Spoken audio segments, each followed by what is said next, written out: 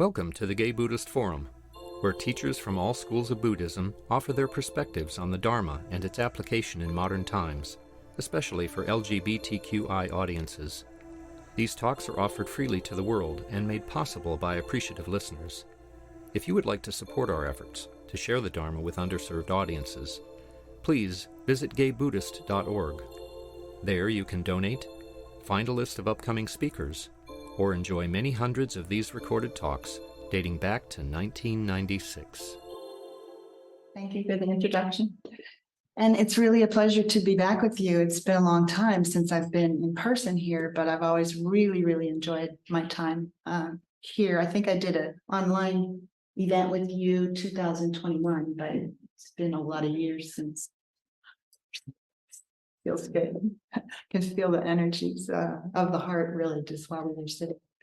One question I have before I get into anything. Did any of you happen to hear or were you present for Norman Fisher's Dharma talk on the Israel-Palestine situation at Green Gulch the end of last month? No. I would highly recommend that talk for anybody who's interested in a perspective on Israel-Palestine situation. As you may know, Norman Fisher's Jewish. He's also a Zen Roshi. So it was a beautiful talk, and he ended it with one of my favorite poems by Thich Nhat Hanh. And that poem, which I'm sure some of you are familiar with, is the way I'd like to begin our time together here today. I'm not going to talk to you about Israel and Palestine, so enough of that on the news, right? But this poem was so fitting to talk really about any kind of conflict that we have within ourselves or in this world. So I want to read it to you. It's called "Please Call Me by My True Names," and I'm sure some of you are familiar with it. Don't say that I will depart tomorrow. Even today, I am still arriving. Look deeply.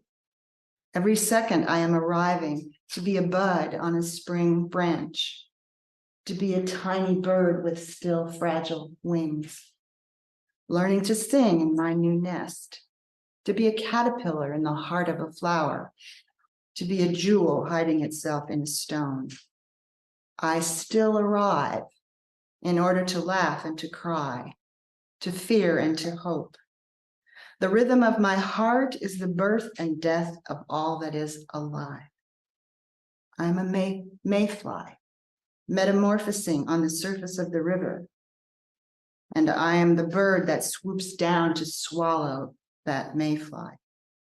I'm a frog swimming happily in the clear water of a pond, and I am the grass snake that silently feeds itself on the frog. I am the child in Uganda, all skin and bones, my legs as thin as bamboo sticks. And I am the arm merchant selling deadly weapons to Uganda.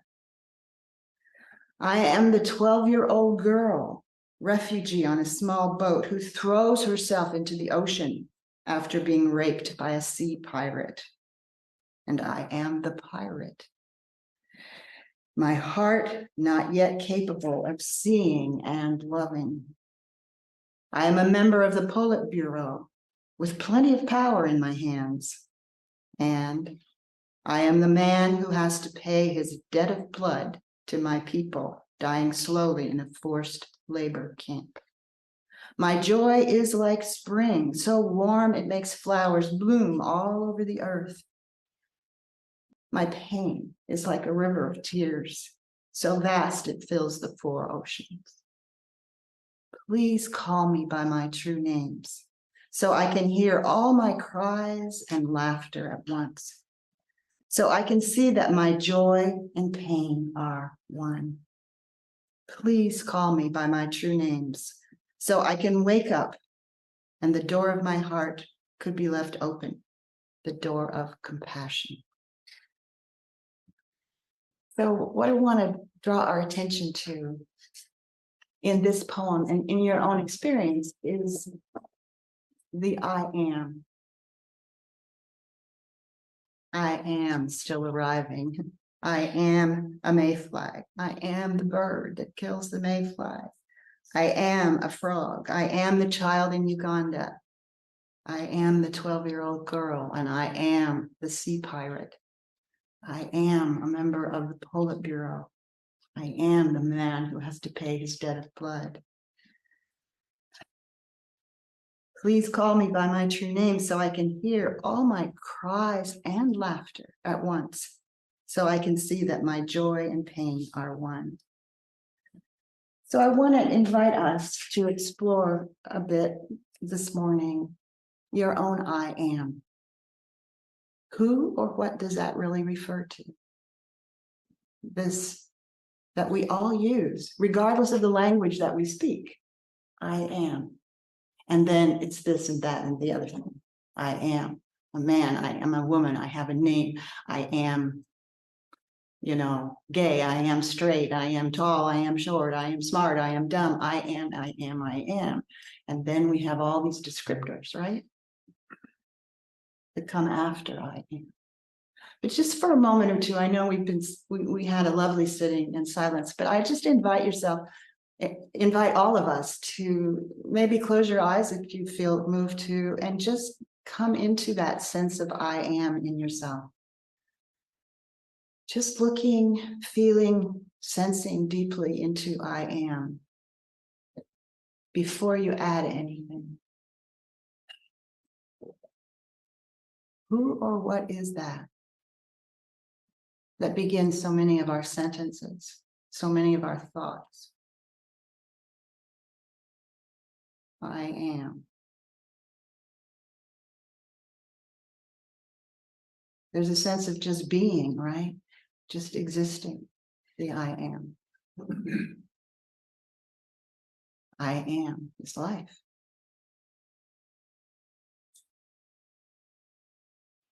And this beingness of yourself is awake, is it not?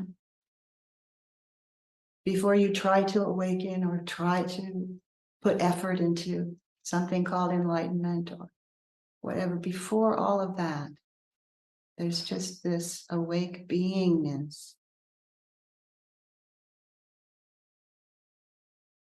Can you begin to just feel into it? Not think into it, just sense into it. What is it to be? Just to be. Just to be.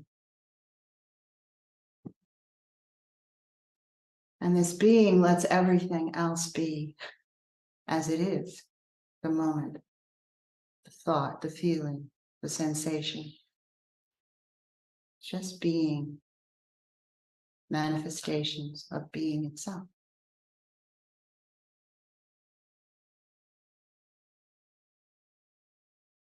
And maybe you can feel into what you might call or sense is your home ground. I can't tell you where that is or how to touch into it, but you know.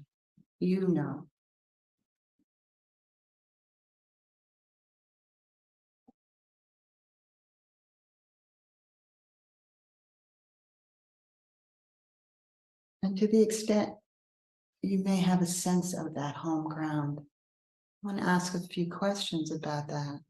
Is there any judgment there? The mind has many judgments, but this that's simply here now, awake here now. Does it carry any blame or shame? This home ground of yours.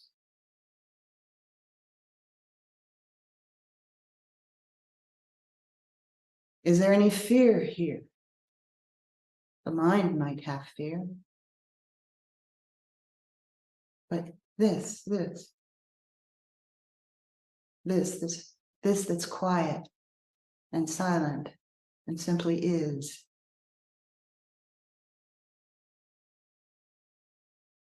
It's our birthright. We all are born with this. I can't even make a definition of this, and yet here it is.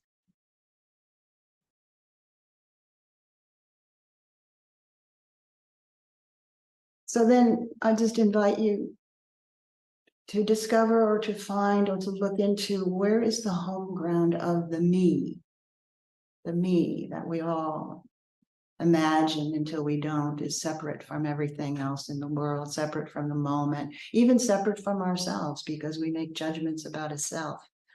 I love myself, I hate myself, I'm disappointed in myself, I'm proud of myself. Where's the home ground of this me? Where do you find it when you look? Where is it?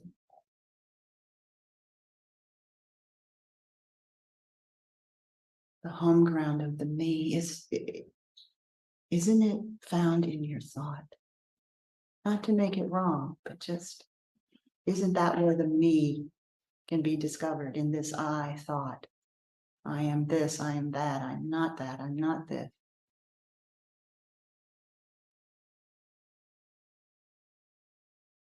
And so just for a moment or two, see if you can experience or sense into letting that home ground of the me, so to speak, fall into the deeper home ground of being itself, of just the I am without anything else added.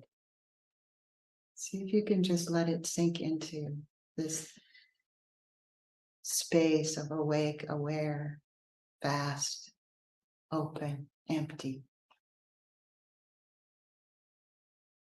Mystery, really. We can call it Buddha nature.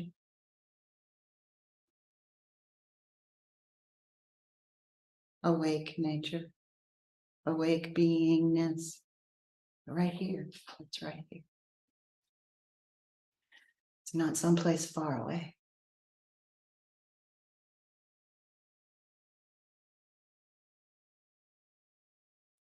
And then I just invite you to just slowly open your eyes and look at anything really in this room. Anything from this sense of being. Sure, you'll come up with a name, but look without that being the foremost thought. Just look at anything from being, from this deeper space in yourself. Because when we're seeing from being, there's something that's fresh. There's something that's spontaneous. There's something that's intimate. Looking here, intimate. That's it. That's the way to see from being, rather than always going through our narrative about something. That's going to happen. We're not judging it shouldn't be here, but there's something that's so profound about just being in the moment, allowing the moment to be exactly as it is. This that we are, whatever name we give it, apparently just loves to be, because it's being everything. It's being thought, it's being feeling, it's being nature, it's being the flower, it's being the sky, it's being the clouds.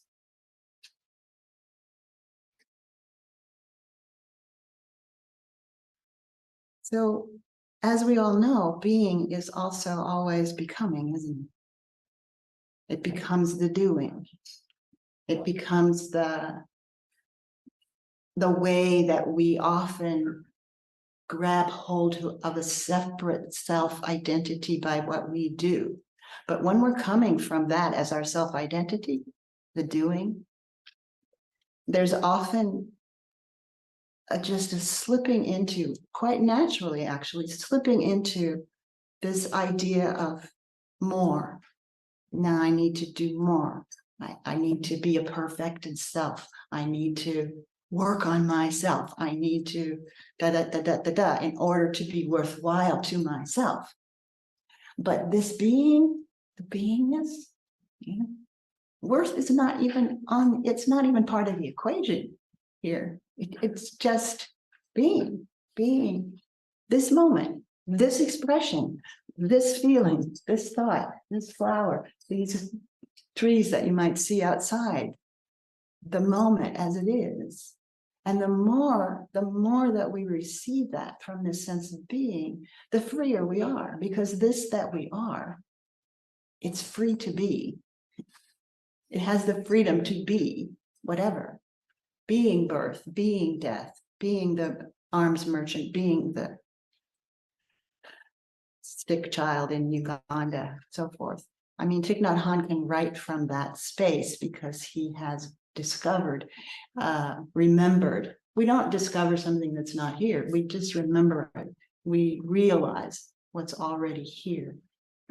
And then we think, why was I going off and off and off and off trying to find something?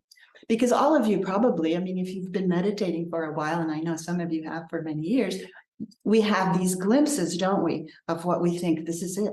This is an awakened moment. This is, and then we think it all looks like this. Yeah.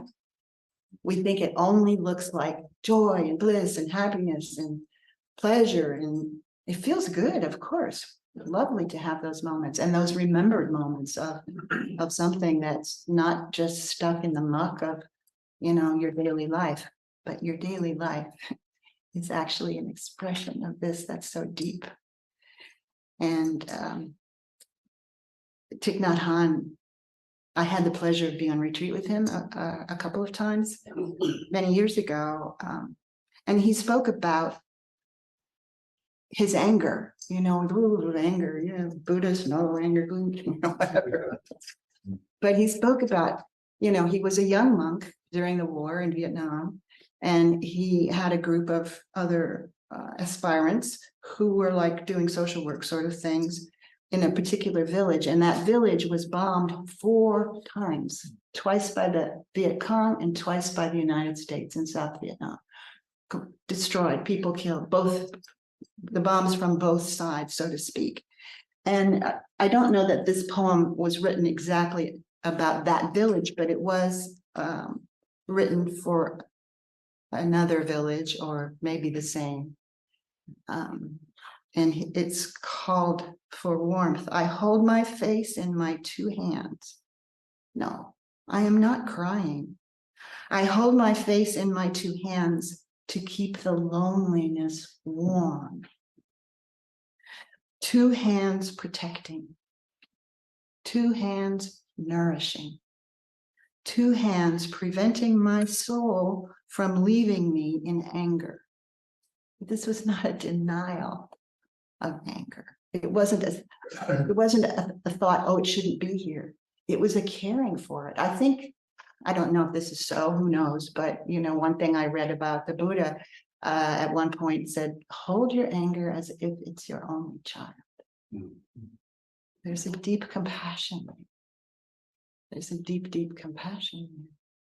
So it's easy to see how being is always becoming in nature, right? I mean, we have the changing of the seasons, we have day and night, we have all of the ways that life manifests itself, that being manifests itself.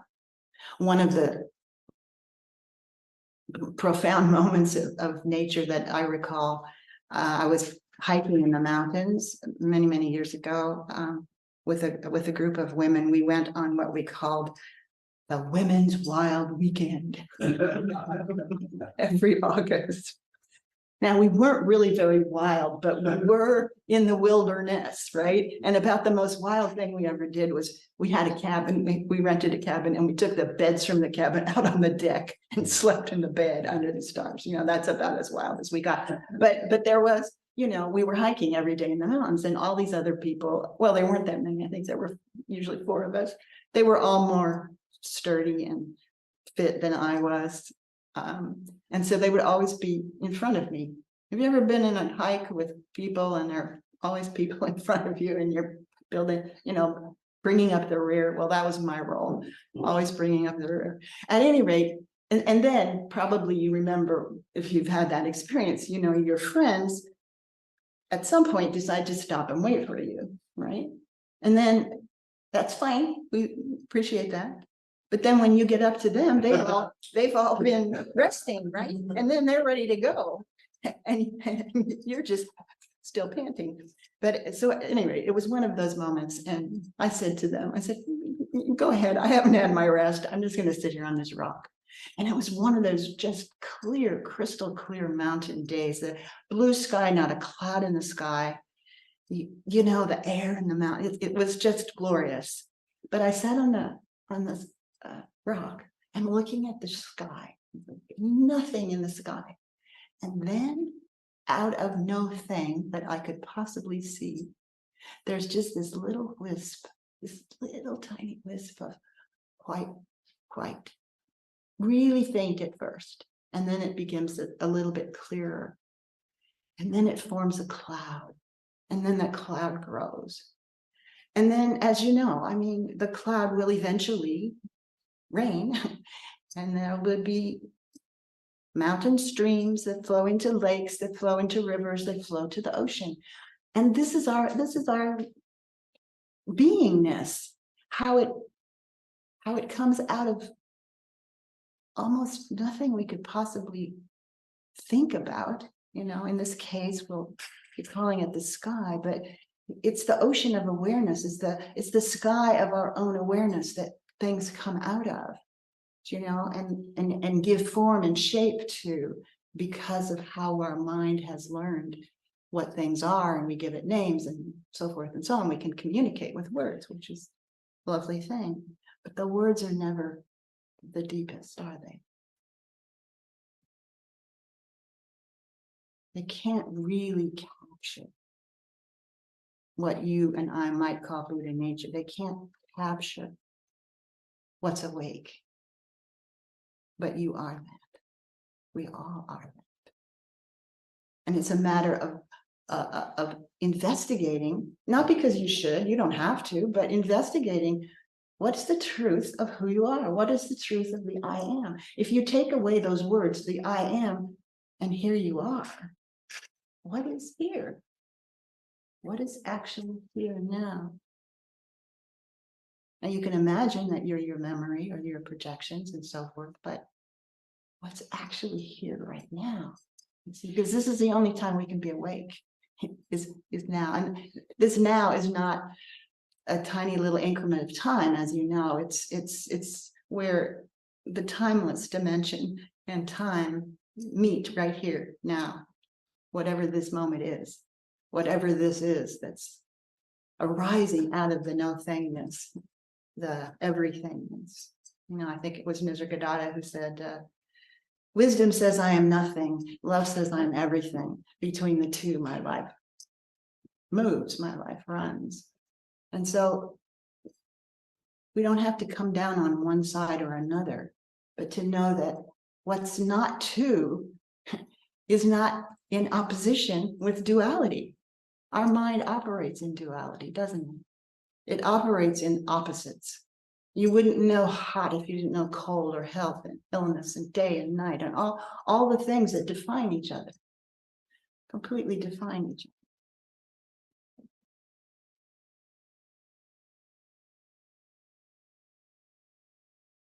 But I want to go back to this idea of the becoming, the doing that is becoming, because there's a way that we can get hooked on becoming something or someone that totally reifies the sense of a separate somebody, a separate self.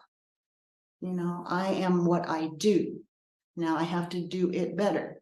Now I have to have. I mean, it all comes out of being. There's being and doing, and then there's having, right? I have a relationship. Is relationship actually a thing? Or are you relating? I have an experience, but in that moment, aren't you fully, if you're present, fully that experience? I am the experience. I mean, we've all had spiritual moments where we've been taught it's the sky, and now they're clouds, and just be the sky, but the sky and the clouds are made of the same thing. Do you know? You wouldn't know a single experience that you ever had, a single thought that you ever had, without being aware of it. And so when you really begin to grok more and more that that's awake, it's just open, right? Like right now, there's this space, and then an awake space that's coming right out of your own eyes. to see this whole, the wholeness of this moment, whether we were indoors or outdoors, it would be the same. Because the wholeness is here. And it also can focus attention like an automatic camera lens, It can be really wide and we can feel ourselves as this vast open space of awareness, or we can really focus on one particular thing. And the more attention you pay to this, the more it becomes habitual.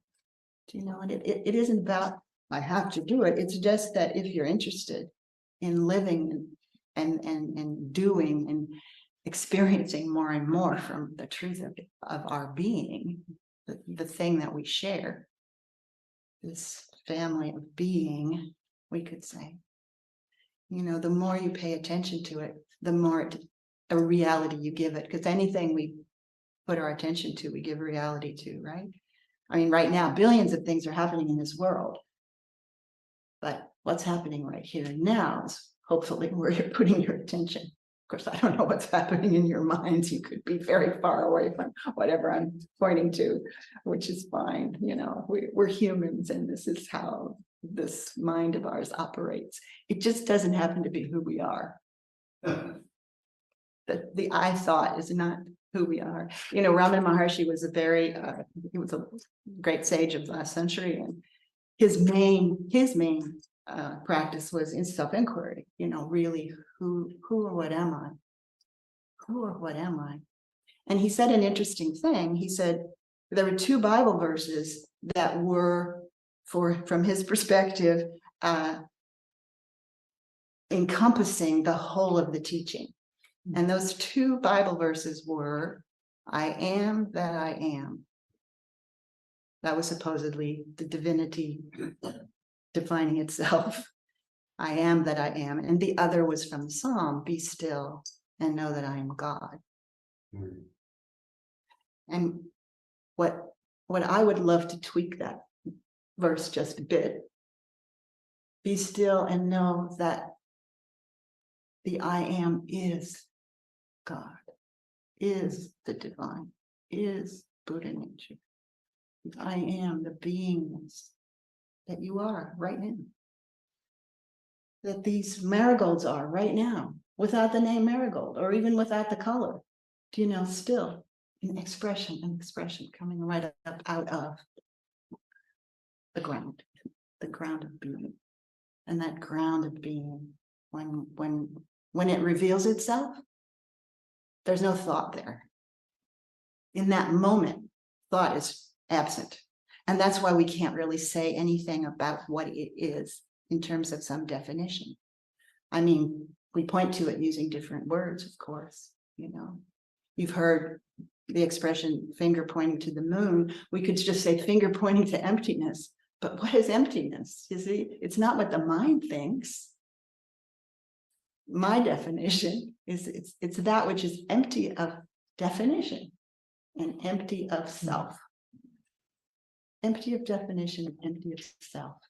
And yet, as the Heart Sutra tells us, form is emptiness. Emptiness is form. Form is exactly emptiness. Emptiness exactly form. And this is where we come into a non-dual understanding. This is where someone like Thich Nhat Hanh can say, I am the mayfly. I am the bird that's eating the mayfly. I am all of it. I am all of it. So let me stop here and just see what you guys want to talk about, or questions you might want to ask about being or doing or having, or something completely different. I'm here for whatever. Anyway. Yes. Hi, what was your definition of emptiness? I know you said it about 30 seconds ago and it went right through me, but I liked it. Okay. That which is empty of definition and empty of self. Empty of separate self. Ramana called it the self, Buddha called it no self, but we're talking about pointing to the same mystery. I did a day-long, a few weeks ago, in honor of my 80th birthday, I'm happy to report I made it. Oh, thank you. Anyway, I did this day long called The Wonder of Being. And I shared, some of the wonders of being from experience here. And one of the things I said, well, one of the wonders is that at this stage, I can comfortably and profoundly say, I don't know who I am. And I'm pointing to what I'm trying to point to today. This place, where thought is not, it's not there when we come into that unknown. Thought goes into the background. It may come forth very quickly, but in that moment where this reveals itself, there's nobody there to have it revealed to. Awakeness awakens to itself. It doesn't awaken to a separate somebody. So at any rate, I said this, I'm profoundly and comfortably, and then it came back to me later in a group. I was so surprised when you said that, because, there are those of us who wondered, if you don't know who you are, well, how come you're teaching? Anyway, there's an I don't know, and there's a knowing that I don't know. Okay.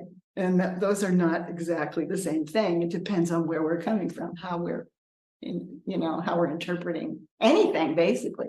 Okay, what else is here today? Bob online has a question. Bob, Okay. Hi. Recently, during the past week or so, I saw a cartoon that I thought was full of wisdom, and it said, "Don't be a noun, be a verb." But I thank you for your talk, because you've taught me I can be both, should be both, and can get good experience and good feeling and thought from being both the noun and verb. So I thank you very much for your talk. Well, you're quite welcome. And even if we think of being as a noun, it's actually always in motion, isn't it? It's still, and it's silent, and it's at peace. It's changeless. Whatever is changeless is actually what's also changing. So I'm glad that those things came to you in a way that one made sense, and also opened the door for us to expand who we think we are, what we think we are. And the more we do that, the less judgment we have, actually, and the more compassion can flow from the heart.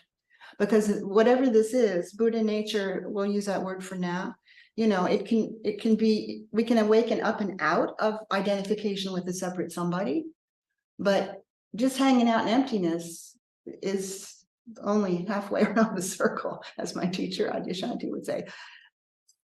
Coming into the absolute is only halfway around the circle. And so how does it want to be embodied? So then this comes in, it comes in, and then the heart may awaken. And then we have more the experience of love and intimacy, gratitude, oneness, actually. And then there's the, awakening in the deep underground, so to speak, the hara, where energetically we hold on to the sense of being separate. Separate doesn't mean we're not different. We're different. We're unique expressions, but not separate. And there's a difference. What other comments or questions? Okay. Dorothy, thank you so much. I'm really glad you used a couple of references to clouds, because as you were mentioning that, it occurred to me, I'm here in Arizona right now.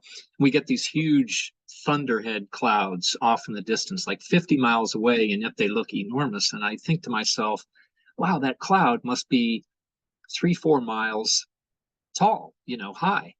But then it occurred to me, no, a cloud is not one thing. It's just a set of conditions that make water vapor visible. So the conditions that allow it to appear is 5 miles high, and in some ways we're like that too. We're a set of conditions that are just right for us to experience things. You know, when you said we did that meditation, like, who are you? It occurs to me that I'm just this entity inside this body that looks out through these eyes and experiences the world through these senses.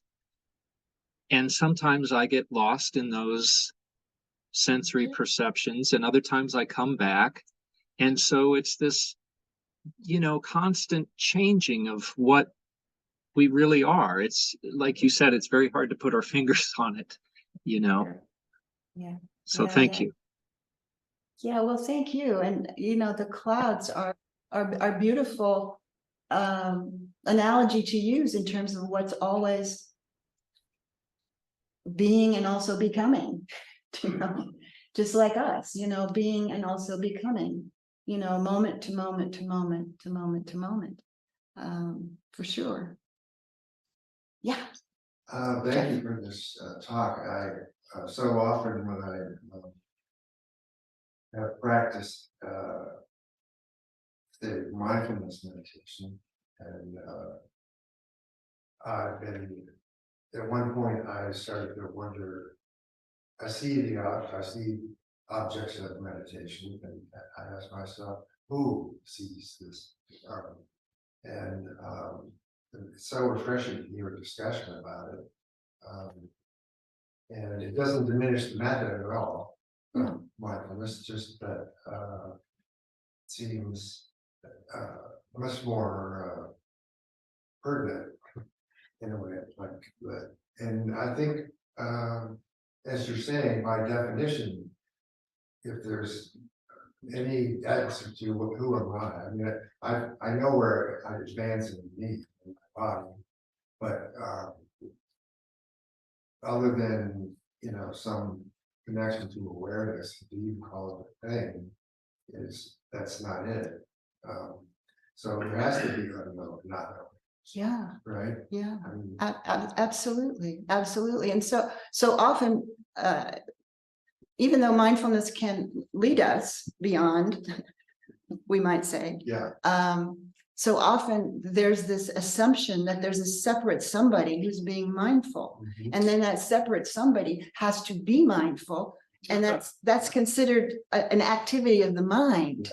Yeah. And so often the mind is full of everything but the truth of what we are. Not essentially. I mean, there's big mind is another way we could speak about what I'm trying to talk about,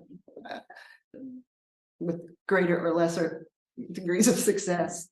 My teacher Adyashanti said, trying to use words, we will always fail. We just try to fail as well as we can. So that's the hope, to fail as well as we can. But yeah, Ramana Maharshi spoke about this self-inquiry as being one of the only methods that doesn't begin with a sense of a separate me who's doing it. All the other methods, while they're beautiful and there's a time and place for them, and we all have our own unique way of expanding the idea of who we are, the experience of who we are. But this question is not an intellectual question. This question, who or what am I, will eventually stop thought, because you'll come to a place that you don't know. When you exhaust all the descriptions of a self, okay, we come back. To me, it's like, let's say this is the unknown, and here's the mind coming closer and closer. Who am I? And then it'll come to a place where it can't go any further as a mind, as thought, right?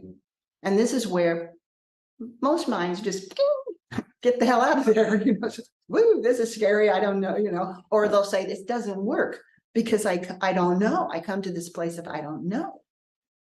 And I would say, could you just hang out there for a little bit? Yeah, try to get comfortable. Exactly, being comfortable in that unknown, because eventually when the mind stops, even for an instant, it just flips.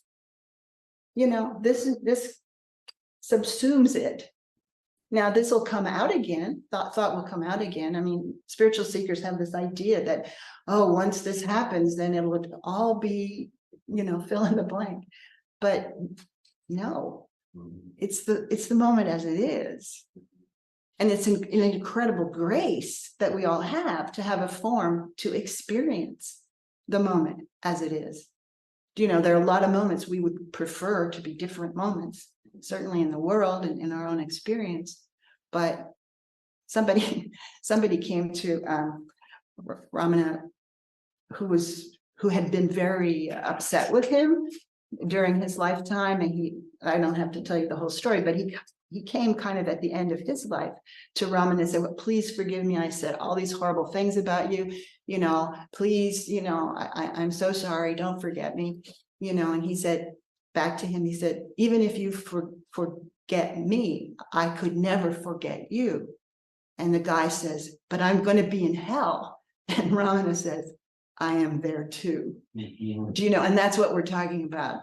I'm not talking about a place called hell. I'm talking about these hellish moments that we all have, or if you've been on retreats, some of them are blissful and some of them are retreats from hell, where all the crap that you hoped would never come up again, gets to surface because we're finally quiet enough and open enough for whatever is here that wants to be felt, that wants to be understood, that wants to be loved, can come up in the silence. And of course, meditation is a great form of psychotherapy if we really spend some time in that space that allows everything to be as it is. We can learn a great deal about not what we are so much as what we are not. Yeah. Anyway. Richard online also. The question, go ahead, Richard. Hi, yes, thank you very much for your talk. I was given a visualization practice by my teacher to deal with ADHD, I call it tree visualization, where if I'm outdoors, I stand visualizing my feet going as roots into the ground, into the water, finding jewels and gems in my hair and my fingers up, reaching up into the sky for the sun, and just standing like that, being. And it was a tremendous help, helped me to focus and to just turn off all of the overactive mind. I wanted to share that with you. It was especially challenging to do it in the wind. I love that. I love that because just in my own experience, just coming here today, I was just aware of all the trees in the same way that you're speaking about it. These trees aren't, I mean, they're if they're flexible, they move with the wind, but the roots go to such a deep place, right? And many of the trees around here were here before we were born, and they're going to be here after the form goes. So there's a steadiness and a strength in even appreciating, what it is to be your own tree with your roots going way, way, way, way down to the ground of being, really, and how it can feel very steady, even when the waves of the mind are just going back and forth. The branches are just with whatever. And it's and I'm sure some of you have had this experience. It's a very weird experience when you first begin to have it, where you can be so upset about something or so fearful or so angry or so, in reactivity, and something isn't. Do you know? Something isn't. It's still at peace, even when the mind is not peaceful. It's not threatened, even when the mind is fearful.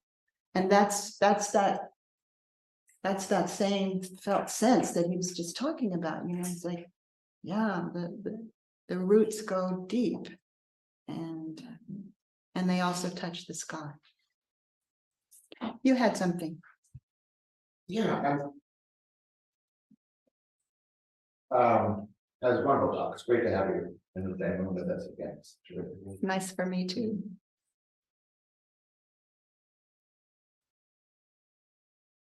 This thing called heat, I would describe it as a sensation of a presence. I mean, that is my experience. That's another good word for it. Absolutely. Presence. But all the sensation. Yes, it's a Yeah, physical yeah, sensation, yeah, isn't it? okay. And the more we're present with our whole body, if you look at a flower or a tree or your hand or whatever, with your whole body, all the senses open, you're listening, you're seeing, you're touching, you're feeling, there's a full presence in that. And it becomes an incredibly intimate experience. That's why we think of ourselves, to my way of thinking, that's why we think of ourselves as separate, because it's so intimate. This that's awake in each of us, it's so intimate with the moment, because you can't separate. Form is exactly emptiness. It doesn't separate itself from the moment. And that's why, one can say, as sages have said, nirvana is samsara. Samsara is nirvana. Do you know? It's seeing from that not to perspective. And yet you can also experience it when you're deeply present. If you're deeply present to anxiety, for instance, you're not trying to get away, and you're not grabbing hold, and you're maybe not doing an intellectual analysis of it, although all that might happen, it's not wrong.